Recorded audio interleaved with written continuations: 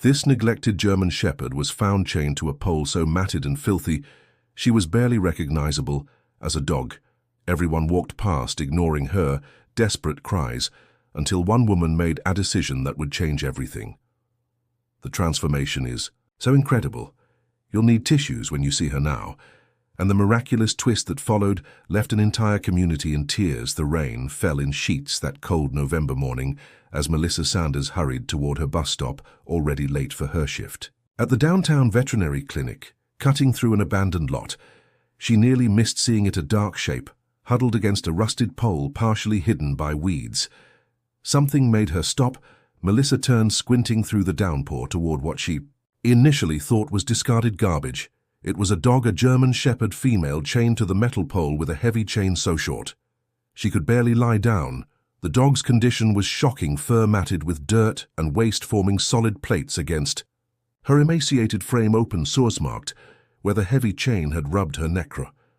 Most disturbing were her eyes, clouded with infection, but somehow alert, watching Melissa with a combination of fear and hopelessness. "Oh my God," Melissa whispered, approaching slowly. "How long have you been here?" The dog made no sound, no movement beyond slightly flattening her ears. The chain was secured with a heavy padlock to a collar that had become embedded in the dog's neck as she'd grown. Nearby, a filthy container held stagnant rainwater. Heronly hydration.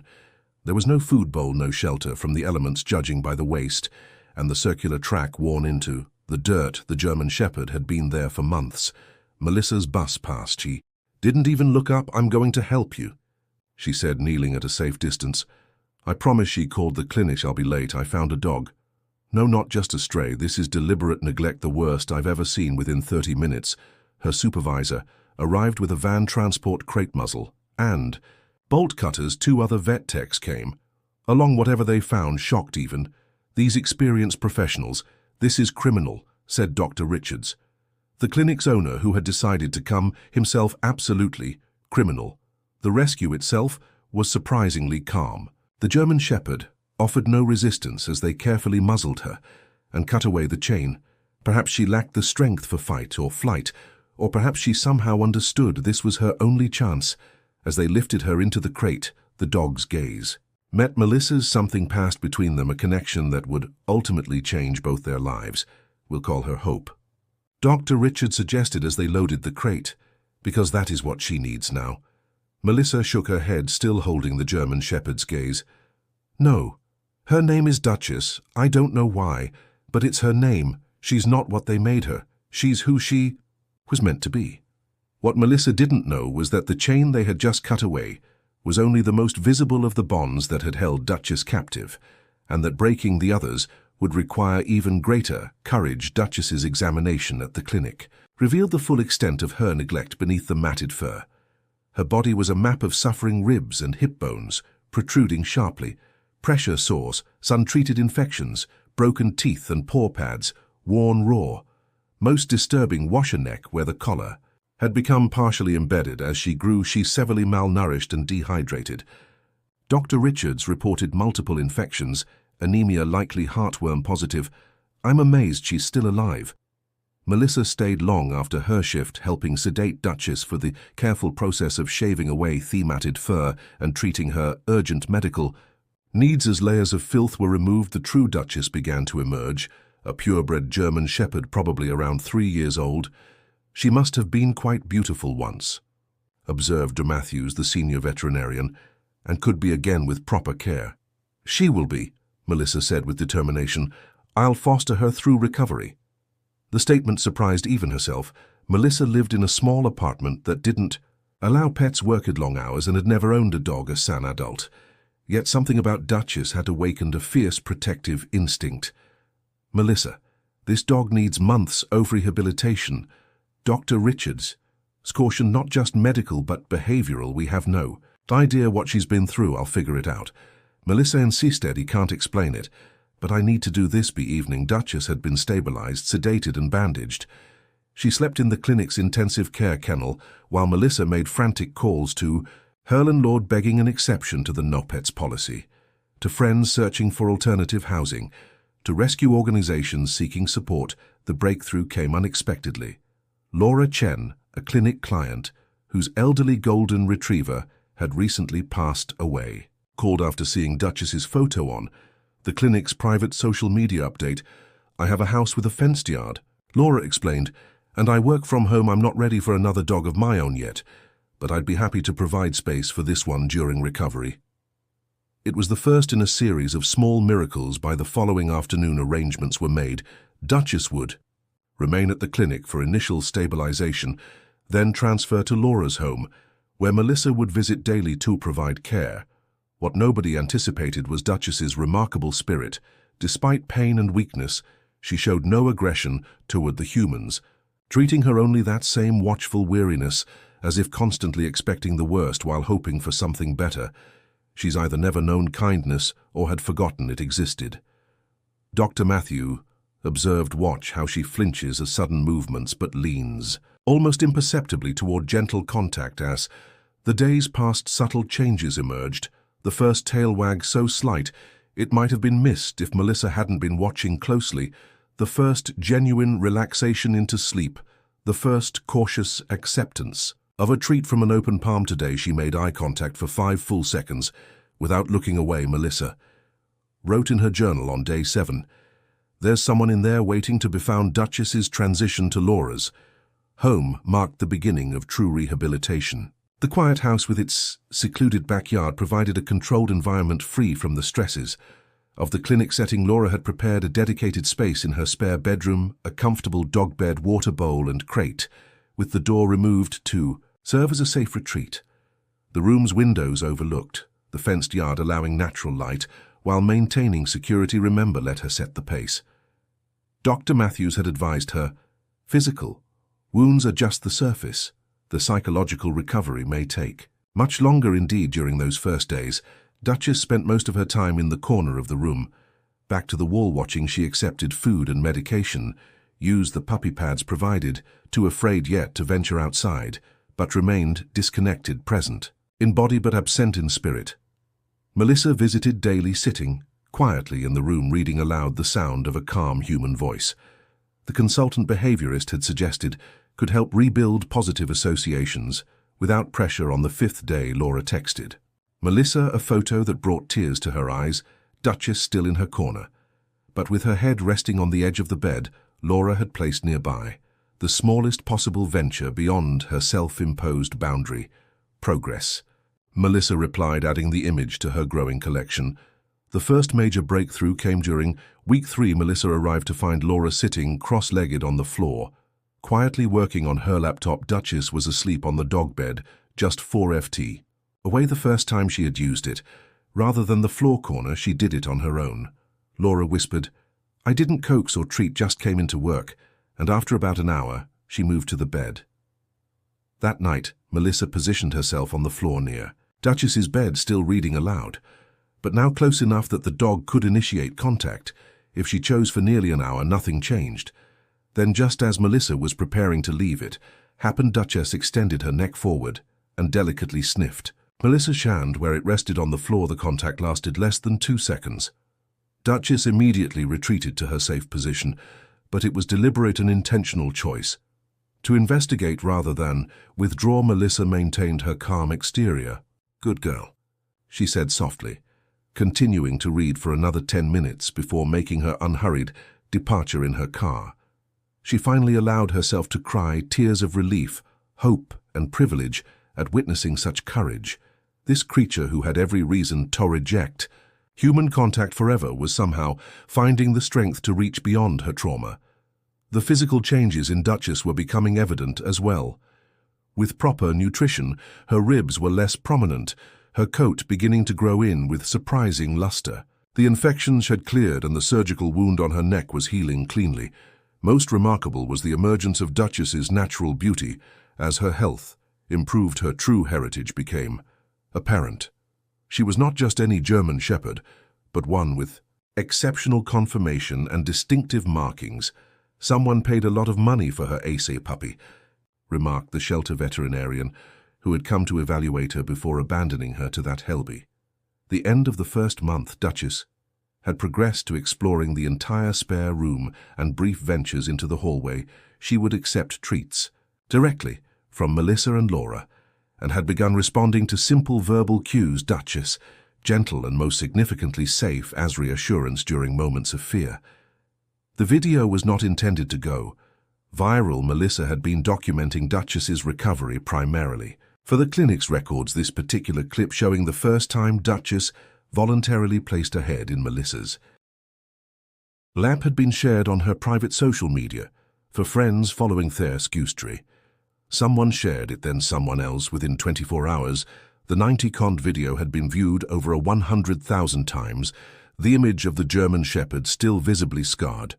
But, with growing confidence making this deliberate choice, to trust struck a chord that resonated far beyond Melissa's circle. The moment a formerly abused dog chooses to trust. Again, read the most common caption, comments poured in by the thousands, many from people sharing their own rescue stories, others simply expressing emotion. Local news picked up the story, interviewing Melissa and Laura about Duchess's journey. The resulting segment caught the attention of a national morning show which featured a longer piece as part of their Heroes Among Us series. Suddenly, the quiet rehabilitation process became a public journey. Melissa created a dedicated social media account to channel the unexpected attention, constructively focusing on education about animal rescue. Her rehabilitation, we never expected this attention, Melissa explained during one interview. But if Duchess's journey helps other animals in similar situations, then something meaningful comes from her suffering. Donations began arriving first in small amounts, then larger contributions as Duchess's story spread. Laura and Melissa established a proper non-profit, Duchess's Second Chance, to manage the funds responsibly and support other neglected animals needing specialized rehabilitation. Throughout this attention, Duchess continued her steady progress. By the third month, she had gained appropriate weight, completed her heartworm treatment, and begun basic training. The frightened dog from the chain was gradually revealing herself to be intelligent, responsive, and remarkably resilient. Most significant was her developing bond with Melissa, who had rearranged her life to remain central in Duchess's recovery.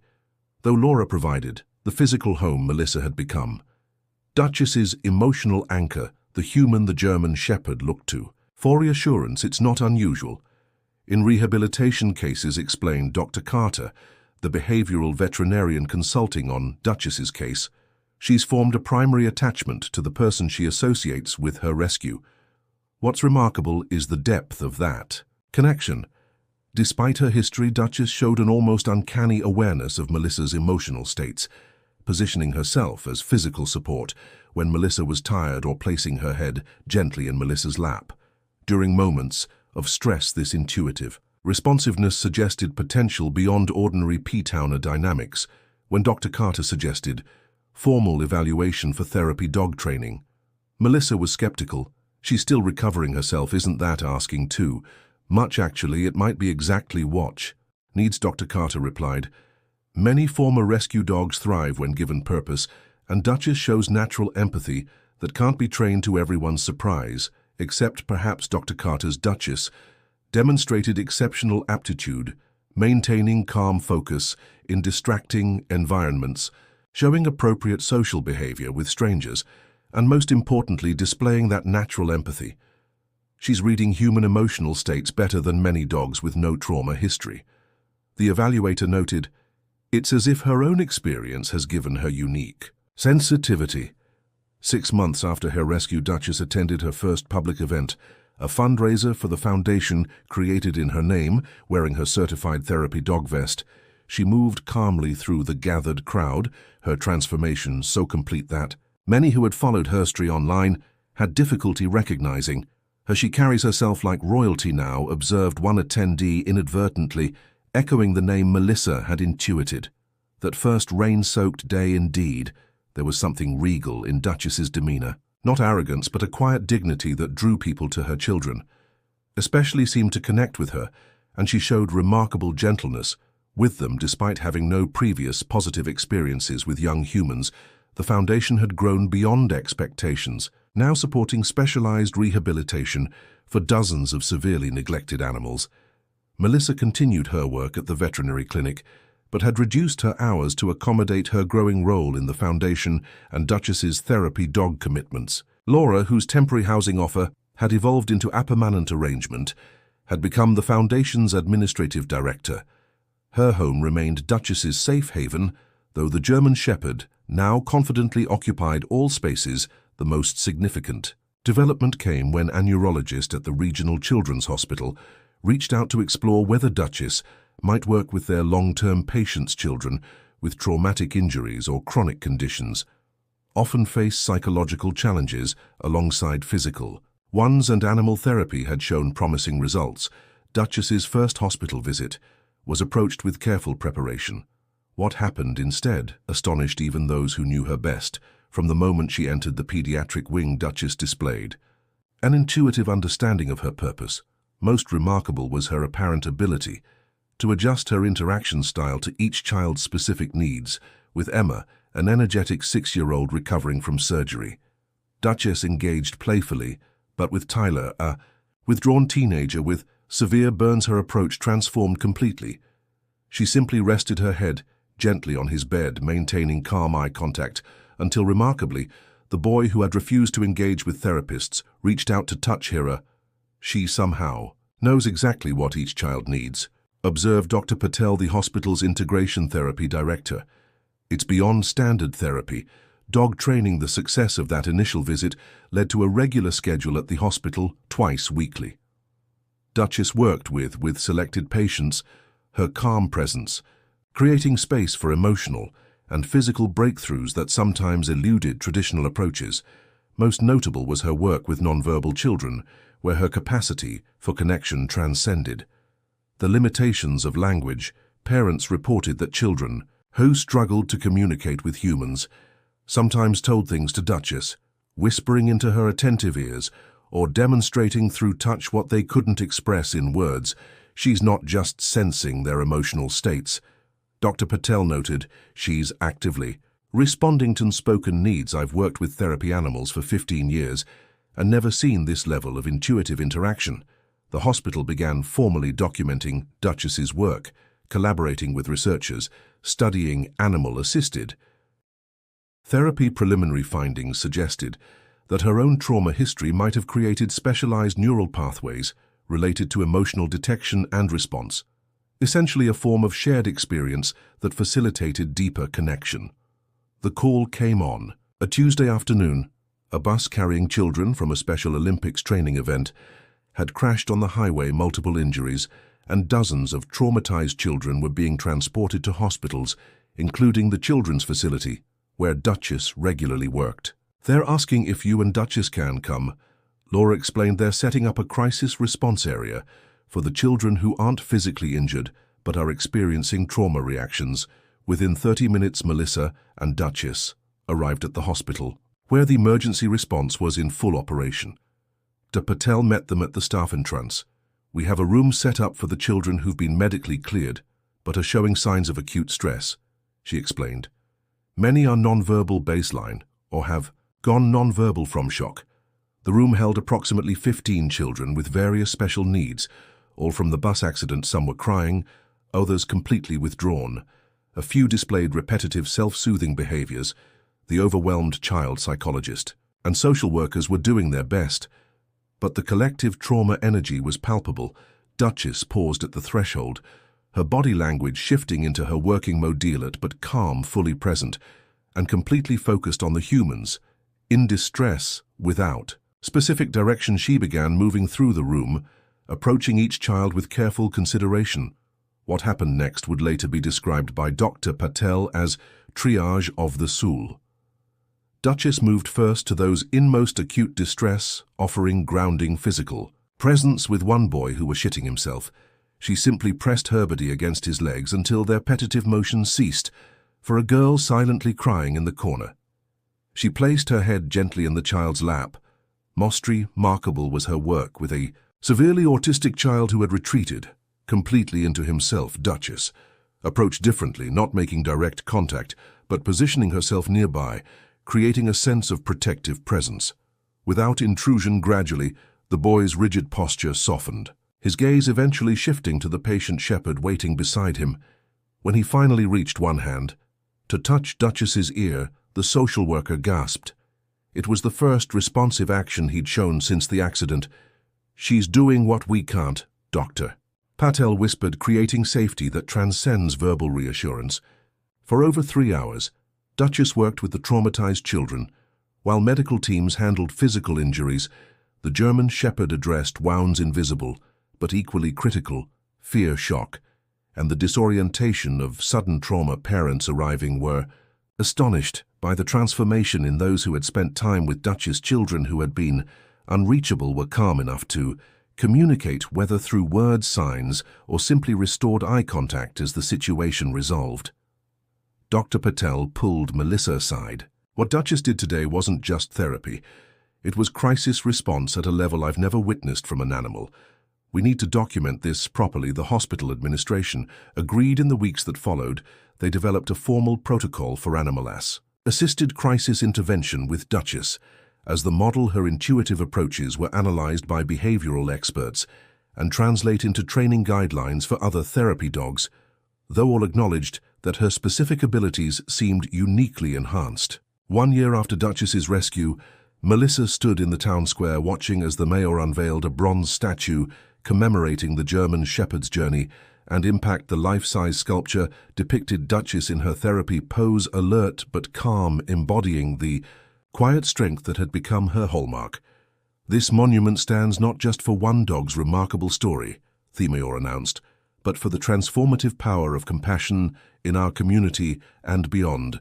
Duchess sat regally beside Melissa during the ceremony, seemingly understanding the significance. At 3 years since her rescue, she was in her prime, a magnificent example of her breed with a glossy coat that belied her traumatic beginnings. Only the small patch of white scar tissue on her neck remained as a visible reminder of the chain that had once defined her existence. The Duchess Foundation had grown into a nationally recognized organization. The crisis response protocol developed around Duchess's work had been implemented by emergency services in 7 states, with demonstrable improvements in outcomes for trauma victims. More significant was the effect on animal welfare legislation. Duchess's law recently passed by the state legislature strengthened penalties for animal abandonment and mandated psychological evaluation for certain categories of animal cruelty. As the ceremony concluded, Melissa took a moment alone with Duchess in the quiet square. "Did you know this was in you all along?" she asked softly, scratching behind the shepherd's ears. "This capacity to heal after being so broken." The most profound aspect of Duchess's work had emerged over the past year. Her specific affinity for working with trauma survivors across populations, from veterans with PTSD to children recovering from abuse.